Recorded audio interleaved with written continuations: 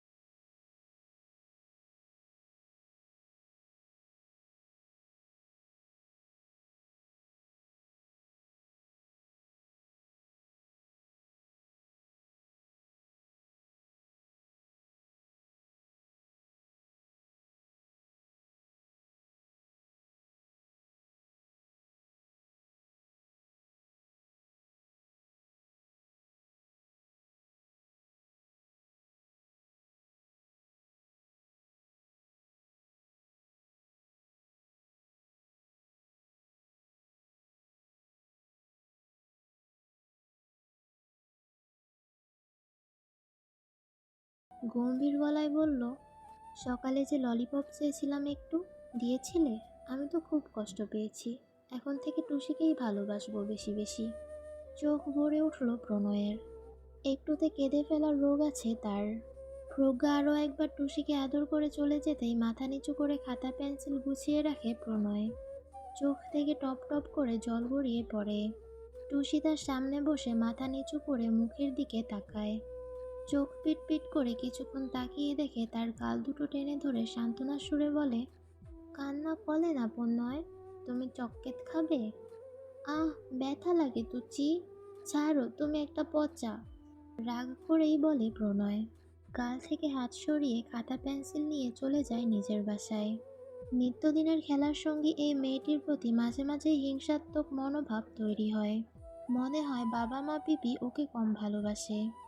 প্রণয় নিঃশব্দে পা ফেলে ঘরে আসতেই দেখে মা কম্বল গায়ে জড়িয়ে শুয়ে আছে। তার ক্ষুদ্র মনে ভেবেই নেয় মাম্মা খুব কষ্ট পেয়ে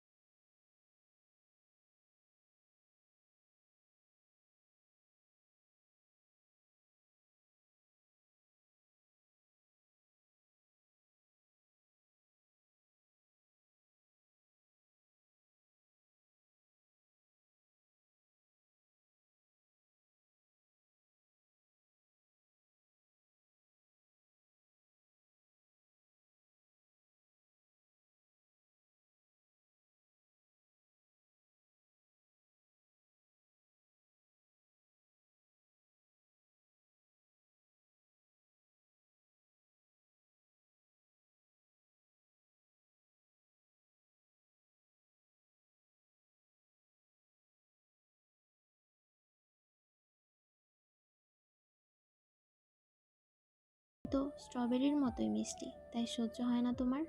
আর ওটা তুমি খাও না বলেই এনেছি, এখন থেকে খাবে, খেলে অভ্যেস।